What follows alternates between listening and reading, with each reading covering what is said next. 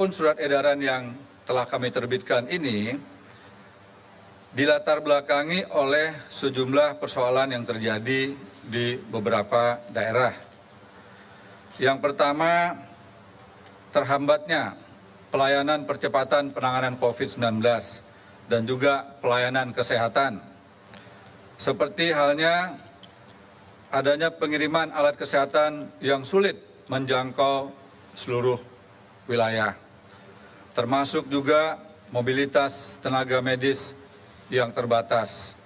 Kemudian juga pengiriman spesimen setelah diambilnya dahak dari masyarakat yang diperiksa dengan metode PCR swab. Kemudian juga adanya penugasan personil untuk mendukung gugus tugas daerah yang juga mengalami hambatan karena terbatasnya transportasi. Kemudian juga adanya mobilitas penugas tenaga kerja dan operator dari sarana dan prasarana vital yang kesulitan untuk mendapatkan moda transportasi. Demikian juga pemulangan ABK dan pekerja migran Indonesia di tanah air. Kemudian juga terhambatnya beberapa kegiatan yang berhubungan dengan pelayanan pertahanan, keamanan, dan ketertiban umum. Seperti ada suatu peristiwa seorang pejabat TNI tidak diperkenankan istrinya ikut menuju ke tempat penugasan yang baru.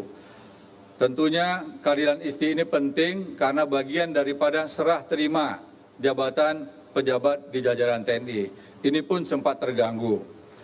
Demikian juga beberapa pelayanan kebutuhan dasar dan pelayanan pendukung layanan dasar yang juga mengalami hambatan, yaitu rantai pasok kebutuhan pangan, terutama hasil pertanian, peternakan, dan juga perikanan. Dalam beberapa waktu terakhir ini, sejumlah rumah sakit dan juga dokter online memanfaatkan upaya untuk meningkatkan imunitas tubuh pasien dengan menyiapkan makanan yang berasal dari hewan laut, terutama ikan. Dan sejumlah ikan dari beberapa daerah tertentu itu dipasok untuk menjadi konsumsi rutin bagi pasien yang dirawat di rumah sakit juga, termasuk juga di rumah sakit darurat Wisma Atlet. Kemudian juga terhambatnya kegiatan mobilitas tenaga kerja harian lepas seperti petani, nelayan, dan juga perkebun. Oleh karenanya, hal ini tentunya tidak kita harapkan. Kita ingin seluruh kebutuhan dasar masyarakat dapat terpenuhi dengan mudah. Demikian juga masyarakat harus dijamin kebutuhan untuk mendapatkan gizi yang berkualitas dalam rangka meningkatkan imunitas tubuh agar bisa lekas sembuh dari COVID, termasuk juga bisa menghindari supaya tidak terpapar COVID. Kemudian juga pelayanan fungsi ekonomi penting, seperti halnya bahan dasar APD yang perlu didatangkan dari luar negeri. Kemudian reagen untuk PCR test. Kemudian juga masker N95 serta alat-alat kesehatan lainnya seperti halnya mesin PCR. Kemudian siapa saja yang dikecualikan untuk bisa melakukan kegiatan yang berhubungan dengan penanganan COVID ini. Antara lain adalah aparatur sipil negara, TNI dan Polri, pegawai BUMN, lembaga usaha, NGO yang semuanya tentunya berhubungan dengan penanganan percepatan COVID-19. Termasuk juga pengecualian diberikan kepada masyarakat yang mengalami musibah dan kemalangan seperti meninggal dan ada keluarga yang sakit keras.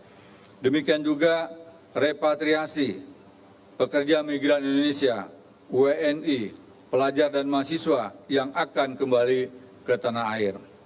Adapun sejumlah syarat yang diharuskan atau diwajibkan oleh mereka yang mendapatkan kesempatan untuk bepergian adalah yang pertama harus ada izin dari atasan minimal setara dengan eselon 2. Kemudian kepala kantor, kemudian para wirausaha yang berhubungan dengan COVID tetapi tidak memiliki instansi, sehingga diperlukan adanya surat pernyataan dari yang bersangkutan dan ditandatangani di atas materai dan harus diketahui oleh kepala desa atau lurah setempat. Kemudian juga masyarakat yang mendapatkan pengecualian ini wajib untuk mendapatkan surat keterangan sehat. Artinya mereka yang berpergian harus dalam keadaan sehat dan kembalinya pun harus tetap sehat.